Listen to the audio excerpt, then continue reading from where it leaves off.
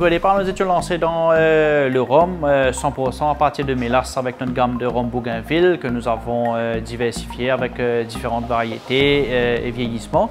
Et maintenant, depuis 2 ans, nous nous lancions dans le rhum 100% à partir de jus de canne avec Oxenham.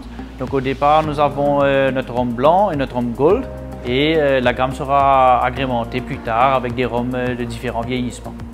Alors l'idée derrière Oxenham, c'était justement de continuer ce qu'on fait toujours chez Oxenham, c'est d'offrir de la diversité. Donc Oxenham a un rhum à partir de jus de canne qui est beaucoup plus fruité, complètement différent aromatiquement que du rhum de mélasse qui va nous donner surtout des notes plus caramel, toffee.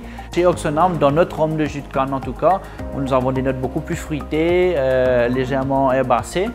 Très typique qui reflète vraiment tout notre procédé de fabrication depuis la fermentation et notre système de distillation hybride. Et aussi Oxenham, on se voulait avoir un produit un peu plus haut de gamme, tourné sur l'exportation pour vraiment refléter ce que Maurice a de mieux à offrir. C'est ici que Oxenham est fabriqué. Si nous allons recevoir le jus de canne qui aura été fermenté au préalable dans la chambre de fermentation, et la fermentation est très importante, par rapport à notre background vinique, etc.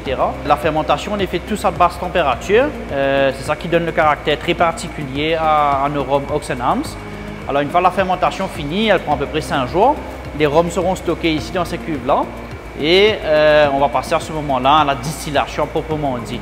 Alors derrière moi, nous avons notre système de distillation, on dit en hybride parce qu'on est quand même sur de la distillation par batch. Pot still est quand même complémenté par une petite colonne de distillation qui nous permet de faire une distillation par exemple pour nos rhums blancs où on aura fermé tous les plateaux sur la colonne de distillation qui va nous permettre d'avoir un rhum blanc beaucoup plus raffiné. Par contre, pour les rhums qui vont être destinés au vieillissement en barrique, les plateaux sur les colonnes seront ouverts qui va nous donner beaucoup plus de non-alcool dans notre rhum brut et qui va nous aider à développer les arômes que nous désirons avoir dans 5, 6 à 10 ans plus tard. Alors la distillation commence, le jus de canne est placé dans les pots still, donc on va travailler par batch. Nous avons 4 différents alambics.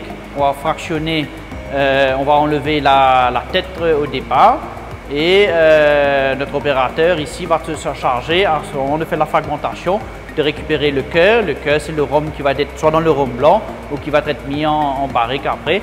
Et après la fraction du cœur, nous aurons la queue qui va être séparée également.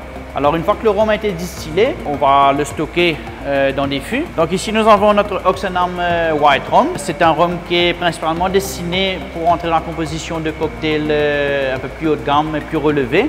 Il peut se déguster très facilement tout seul, neat ou sur des glaçons, donc en Eurox aussi.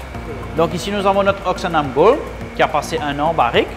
C'est un rhum que nous destinons à rentrer dans la composition aussi de cocktails haut de gamme, mais qui peut se déguster seul avec des glaçons.